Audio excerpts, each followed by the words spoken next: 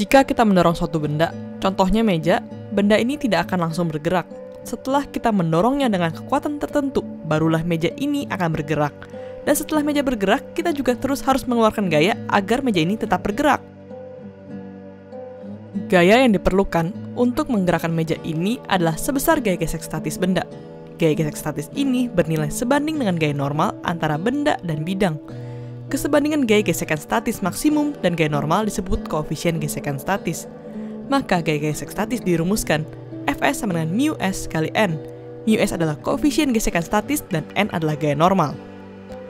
Persamaan ini hanya berlaku tepat sebelum benda bergerak. Jika gaya yang diberikan lebih kecil dari gaya gesek statis ini, maka benda akan tetap diam. Dalam keadaan ini berlaku Fs lebih kecil sama dengan μs kali n.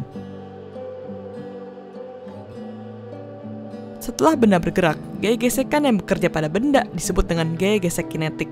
Gaya gesek ini memiliki rumus Fk sama dengan μk kali n. μk adalah koefisien gesekan kinetik dan n adalah gaya normal.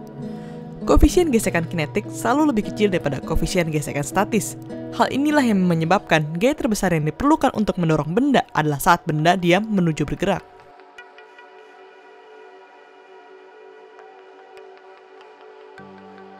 Contoh soal.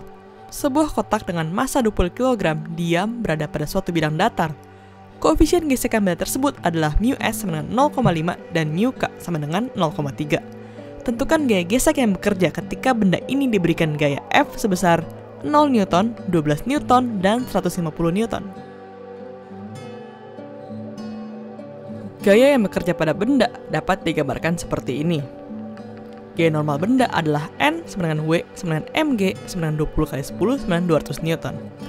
Gaya gesek statis yang harus dilewati agar benda dapat bergerak adalah Fs sama dengan μs kali N sama dengan 0,5 kali 200 sama dengan 100 Newton. Saat F sama dengan 0 Newton, benda ini tidak akan bergerak, maka F gesek sama dengan 0 Newton. Saat F sama dengan 12 Newton, gaya ini lebih kecil daripada gaya gesek statis yang harus dilewati agar benda bergerak. Maka sigma F sama dengan F minus F ges sama dengan 0. F ges sama dengan F sama dengan 12 Newton. Saat F sama dengan 150 Newton, ini sudah melewati gaya gesek statis benda. Maka benda bergerak sehingga gaya gesek yang berlaku adalah gaya gesek kinetik. Jadi F ges sama dengan Fk sama dengan μk kali n sama dengan 0,3 kali 200 Newton sama dengan 60 Newton.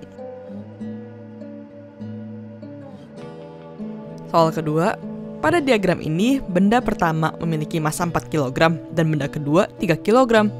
Koefisien gesekan kinetik benda pertama dengan bidangnya adalah 0,3. Dengan mengabaikan gaya gesekan tali dan katrol, tentukan percepatan tiap benda dan tegangan talinya. Pertama, kita gambarkan gaya yang bekerja pada masing-masing benda. Sekarang, kita tinjau benda pertama dengan gaya pada sumbu Y. Sigma Fv sama dengan 0, sehingga N minus W sama dengan N minus Mg sama dengan 0, sehingga N sama dengan Mg sama dengan 4 kali 10 sama dengan 40 Newton. Gaya geseknya juga bisa kita hitung. Fg sama dengan Fk sama dengan μk kali N sama dengan 0,3 kali 40 Newton sama dengan 12 Newton. Sekarang, tinjau benda pertama dengan gaya pada sumbu X. Jadi, sigma Fx sama dengan M1 kali A. T minus F ges sama dengan M1 kali A. Ini menjadi persamaan pertama kita. Lalu, kita tinjau benda kedua. Sigma Fv sama dengan M2 kali A. M2 kali G minus T sama dengan M2 kali A. Ini adalah persamaan kedua kita. Kita bisa menambahkan persamaan 1 dan 2, sehingga mendapatkan M2G minus Fg sama dengan M1A tambah M2A. Terus A-nya bisa kita faktorin menjadi seperti ini. Maka A sama dengan M2G minus Fg per M1 tambah M2 sama dengan 3 kali 10 minus 12 per 4 plus 3 sama dengan 2,57 meter per second kuadrat. Untuk menghitung tegangan talinya, kita bisa gunakan persamaan yang pertama. T minus F ges sama dengan M1 kali A, maka T sama dengan M1A tambah F ges. T sama dengan 4 kali 2,57 tambah 12 sama dengan 22,28 Newton.